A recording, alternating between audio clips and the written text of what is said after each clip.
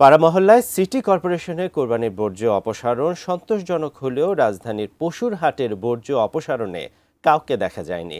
সড়ক দখল করা এসব হাটের ময়লার দুর্গন্ধে ভোগান্তিতে সাধারণ মানুষ, রোগবালাই ছড়িয়ে পড়ার শঙ্কায় এলাকাবাসী।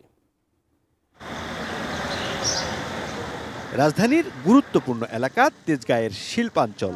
এবারও এলাকাটিতে বসানো হয়েছিল পশুর হাট। শুক্রবার রাতেই পশু কেনাবেচা শেষ হলেও ঈদের দিন সন্ধ্যা পর্যন্ত দেখা যায়নি হাটে জমে থাকা ময়লা পরিষ্কারের কাজ।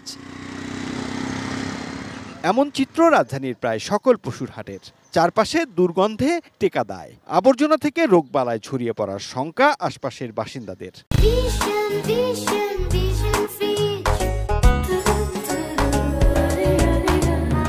পরিষ্কার করতে কেউ আসে না, খুব বিচ্ছিরি গন্ধ, কাস্টমার ভাত খেতে পারতেছে না, কইতাছে গন্ধ লাগে। তবে পাড়া মহল্লায় কোরবানির বর্জ্য নিষ্কাশনে 2 সিটি কর্পোরেশনের এবারের কর্মযজ্ঞ কুড়িয়েছে প্রশংসা।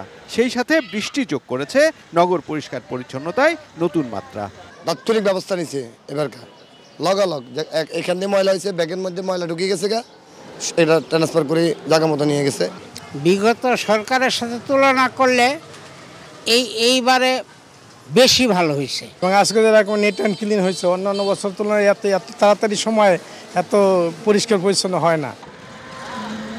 রবিউল ইসলাম রবি, এটিএন নিউজ, ঢাকা।